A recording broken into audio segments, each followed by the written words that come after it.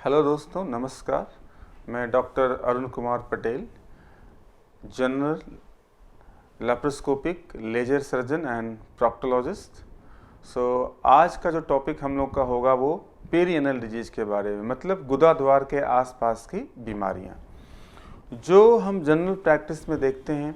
वो गुदा द्वार के आसपास की बीमारी जो बहुत लोगों को लाइफ टाइम में उनके कहीं किसी न किसी स्टेज पर परेशान करता है, जैसे कि पाइल्स, जिसको हम लोग हेमोरॉइड कहते हैं अपने लैंग्वेज में। दूसरा फिसर, जो लैटिन के रास्ते कट लग जाता है। तीसरा फिस्टुला, जिसको लोकल टर्म में भगंदर कहा जाता है। और चौथा पाइलोनाइडल साइनस। इन चार चीज़ों के बारे में आज हम लोग डिस्कशन करेंगे। तो सबसे पहले हम आते हैं पाइल्स के ऊपर। देखिए, पाइल्स का मतलब ये होता है हमारे गुदा द्वार में जो है वो गुदा द्वार से ब्लड का आना, मल त्याग करते समय आपको जो ब्लड आता है। अब देखिए, समझने वाली बात यह है कि ये ब्लड जो है ना, हमारे जो गुदा द्वार है उसमें जो हमारी एनल कनाल है जिसको हम कहते हैं, उसमें ये खून के कुछ गुच्छे होते हैं। ये गुच्छे जो होते हैं नॉर्मली हम सबके शरीर के अंदर होते हैं। सवाल ये उठता है कि किस में लक्षण आ रहा है और किस में लक्षण नहीं आ रहा। मतलब कहने का ये है कि पाइल्स सबको है, हम सबको पाइल्स है, ऐसा नहीं है। सवाल ये है सिम्टोमेटिक, लक्षण पाइल्स का है नहीं है कि नहीं। लक्षण पाइल्स का है तो इलाज की ज़रूरत है। हो सकता है मैं अभी आप एनल कैनाल को एग्जामिन करूं, प्रॉक्टोस्कोप से देखूं, सिग्माइडोस्कोपी करूं, देखूं दूरबीन से, उसमें हेमराइड आए, इट डजंट मीन कि आपको इलाज की ज़रूरत है। इलाज की ज़रूरत तब है जब आपको उसके लक्षण, और जो पाइल्स का सबसे कॉमन लक्षण है, कॉम्प्लिकेटेड पाइल्स नहीं, हम सिंपल पाइल्स की बात कर रहे हैं कि मल त्याग करते समय गुदा द्वार से खून का आना, रक्त स्राव का होना। अगर ये लक्षण है तो पाइल्स है। पाइल्स हम कॉम्प्लिकेशंस के रूप में भी हो सकता है, जैसे आपका जो खून के गुच्छे हैं वो आपस में उलझ जाएं, वो स्ट्रैंगुलेट हो जाएं, उनके अंदर क्लॉट जम जाए, जिसको हम कहते हैं कि थ्रम्बोस्ड पाइल्स हो गया, या कोई इन्फेक्शन हो जाए, इन्फेक्टेड पाइल्स हो गया। तो इनके अलग अलग स्टेज पे अलग अलग प्रेजेंटेशन होते हैं। दूसरा एक स्टेप लैडर वाइज डिजीज है। ऐसा नहीं है कि पहले पाइल्स सिम्टोमेटिक, एसिम्टोमेटिक है, कोई बात नहीं। सिम्टोमेटिक है, थोड़ी सी पहले ब्लीडिंग आनी होगी, थोड़ा सा फिर इसकी साइज बढ़ेगी, कई बार ये गुदा द्वार के बाहर आ जाती है और अपने आप फिर मल त्याग के बाद चली जाती है। कई बार पेशेंट ये बोलता है कि साहब कुछ गुदा द्वार के पास कोई एक मस्सा सा आता है और वो मस्सा फिर मल त्याग करने के बाद अपने आप चला जाता है। कई बार पेशेंट कहता है कि साहब मस्सा तो आता है, अपने से नहीं जाता, इसको मैं उंगली से अंदर करना पड़ता है क्योंकि हमें बड़ा डिस्कम्फर्ट होता है। कई बार पेशेंट ये कहता है साहब कि गुदा द्वार के हमें आसपास एक परमानेंट कुछ मस्सा सा है। ये डिफरेंट स्टेजेज होते हैं पाइल्स के। नॉर्मली जब हम कहते हैं पाइल्स को, जो हम डिवाइड करते हैं 4 ग्रेड में, तो हम शुरू के 2 ग्रेड तक नॉर्मली पाइल्स को हम जो है मेडिकल ट्रीटमेंट से ठीक हो जाता है, और अगर उसके ऊपर है तो हमें सर्जरी की ज़रूरत है। और आजकल सर्जरी के डिफरेंट मेथड्स आ गए हैं। पहले जैसे हम पाइल्स ओपन सर्जरी से करते थे, कट लगता था, घाव भरने में टाइम लगते थे। उसके बाद आया स्टैपलर साहब, एक दूरबीन, एक मशीन कह सकते हैं होती है, जो सारे गुच्छों को काटती है, काट के निकाल देती है, नॉर्मल टिश्यूज को आपस में जोड़ देती है और सर्जरी हो गई। ये है। तीसरा आजकल आ गया लेजर, जिसमें कट पिट कुछ होना ही नहीं है। हम साइड से अंदर उस गुच्छे के अंदर जाते हैं, सारा चीज़ को जला देते हैं और आपका पाइल्स सही हो जाता है। बेसिकली पाइल्स का इलाज बहुत अच्छे से हो सकता है। लोगों की संभ्रांतियां हैं कि साहब पाइल्स दोबारा हो जाता है। देखिए, ऐसा नहीं है। जो खून के गुच्छे जो पाइल्स जलाए गए हैं वो दोबारा नहीं होते। दोबारा पाइल्स होने का मतलब है कि पाइल्स नॉर्मली ये 3 पोजीशन पे होते हैं। अगर हम घड़ी से तुलना करें तो घड़ी का 3, घड़ी का 7 और घड़ी का 11, ये 3 पोजीशन पाइल्स की होती है। लेकिन अगर इसके अलावा भी बीच में कहीं पाइल्स हो सकता है, जैसे 2 o'clock पे घड़ी के, 5 o'clock पे हो सकता है, 9 o'clock पे। बेसिकली ये संभ्रांतियां लोगों को है कि साहब पाइल्स कराने का, ऐसा नहीं है। जो खून के गुच्छे जलाए जा चुके हैं वो हमेशा के लिए सुसुप्त अवस्था में हो जाते हैं, हमेशा के लिए डिस्ट्रॉय हो जाते हैं। अगर पाइल्स दोबारा बनता है तो दूसरी जगह पे बनता है, तो ये बड़ा क्लियर करने की ज़रूरत है। दूसरा, पाइल्स बनने के कुछ वजह होते हैं, जैसे कब्ज का होना, परमानेंट आपको कब्ज बनी रहती है, टॉयलेट में जा करके आप 15 मिनट तक बैठे रहते हैं, ये नहीं करना है। अगर आपको 5 मिनट के अंदर फ्रेश नहीं हो पाए तो आप बाहर आ जाइए, दोबारा जब लगेगा तब जाना है, ये एक वजह है। दूसरा, अपने डाइट में लोग फाइबर कम लेते हैं, फास्ट फूड पे ज़्यादा डिपेंडेंट हो गए, ये वजह है। तीसरा, लाइफ स्टाइल आपकी अब बिल्कुल सेडेंटरी लाइफ स्टाइल है, ओबेसिटी हो गई है।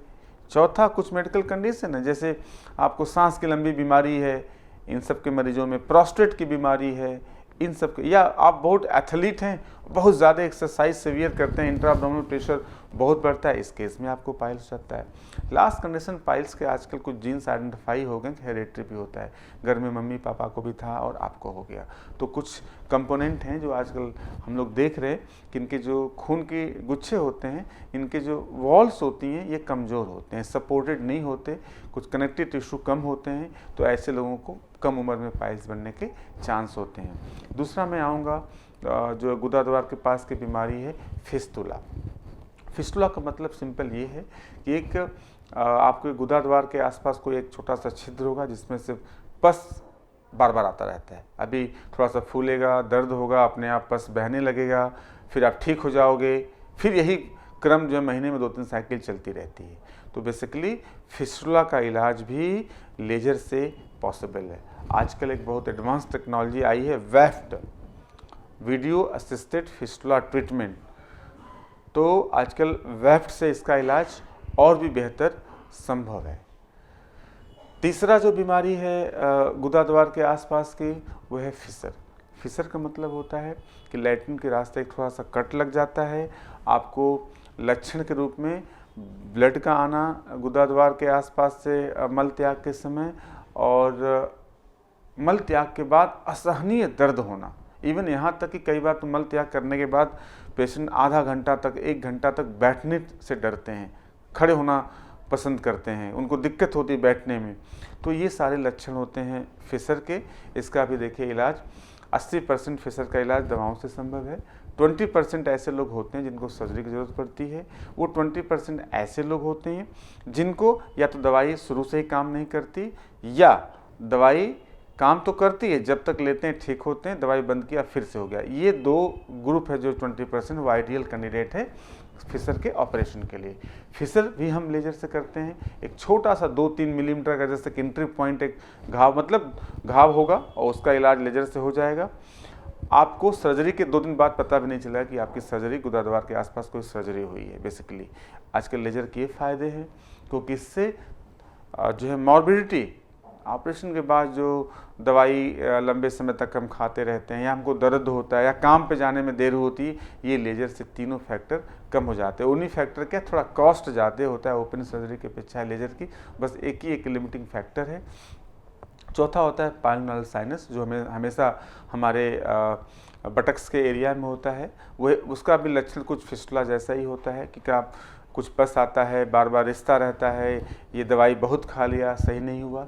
इसका भी इलाज लेजर से पॉसिबल है। हालांकि इसका इलाज ओपन मेथड भी है, फ्लैप सर्जरी होती है, बट आजकल हम लोग इसमें भी लेजर का इस्तेमाल कर रहे हैं। सो इन चारों बीमारियां जो हमने आपसे नाम लिया, पाइल्स, फिस्टुला, फिसर, पाल्मोनल साइनस, ये आप जो है बड़े अच्छे से इसका इलाज लेजर विधि के द्वारा पॉसिबल है।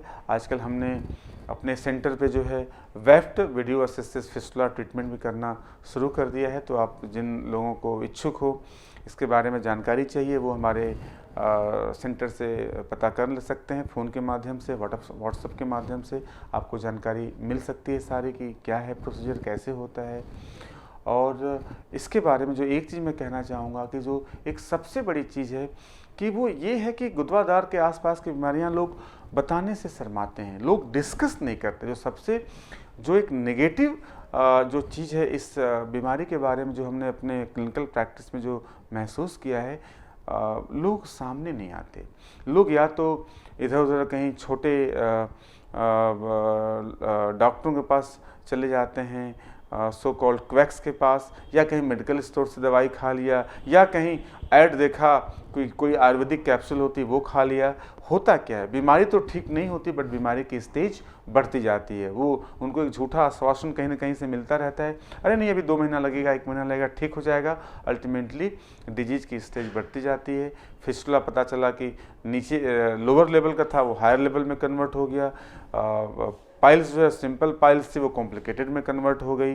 तो ये सब ड्रॉबैक्स हैं। इसलिए मैं आप सबसे एक निवेदन करूंगा, आपको जब भी कभी ऐसी कोई बीमारी हो, हमारा एक सेंटर है, ये डेडिकेटेड स्पेशली फॉर प्रोक्टोलॉजी है।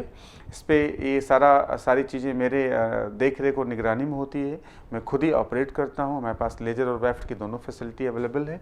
सो आपको जब भी इनसे रिलेटेड कोई भी बीमारी हो, हमसे हमारे सेंटर से, चाहे वो फ़ोन के माध्यम से, मोबाइल के माध्यम से या व्हाट्सएप के माध्यम से कांटेक्ट कर सकते हैं, और जितनी भी विस्तृत जानकारी चाहिए वो ले सकते हैं, और इसका इलाज बहुत अच्छे से संभव है।